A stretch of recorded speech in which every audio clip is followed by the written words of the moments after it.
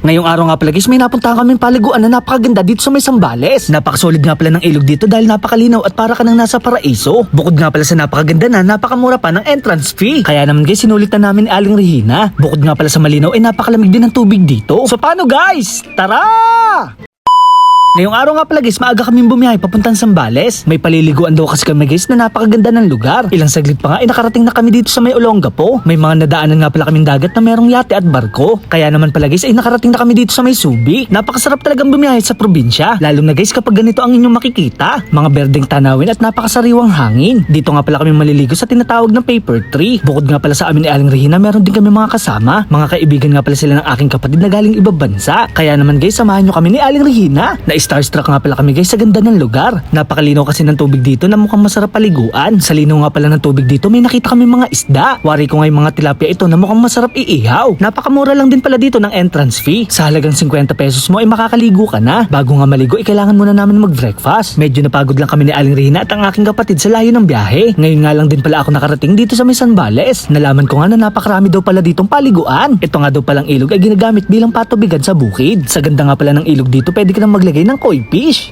Char! Bukod nga pala sa malinaw ay napakalamig din ng tubig. Hindi nga pala kinaya ng aking kapatid dahil sa lamig nito. Daig pa nga pala kami ng mga bata dito dahil sila ay naliligo na. Tamang-tama nga pala isama dito ang buong pamilya at lahat ng tropa. Nilibot ko din pala ang buong lugar. Sa linis nga pala ng area nila dito ay wala kang makikitang basura. Pagbalik ko nga ay naliligo na itong aming mga kasama. Syempre guys, hindi naman papahuli ang inyong bida. Kailangan lang natin ng iba yung pag-iingat dahil napakadulas ng mga bato. Wala nga palang kaamoy-amoy ang tubig dito na pwedeng inumin. Kung nakikita nyo nga palang malinaw sa ibabaw, mas malinaw dito sa ilalim. May mga nakikita pa nga akong isda na lumalangoy. Sa sobrang lamig nga pala ng tubig, napapaakap na sa akin si Aling Regina. May mga nakausap naman kami na sa Maynila pa nang galing. Dinadayo talaga ang Sambales sa ganda ng lugar. Kaya naman guys, itong aking kapatid enjoy na enjoy sa pagpipicture. Para nga daw may souvenir sila pagdating ng Qatar. Sa totoo lang guys, hindi talaga kami marunong lumangoy ni Aling Regina. Katulad nga ninyo ay langoy aso din ang alam ko. Ang pinagkaibahan nga lang guys ay wala tayong balahibo.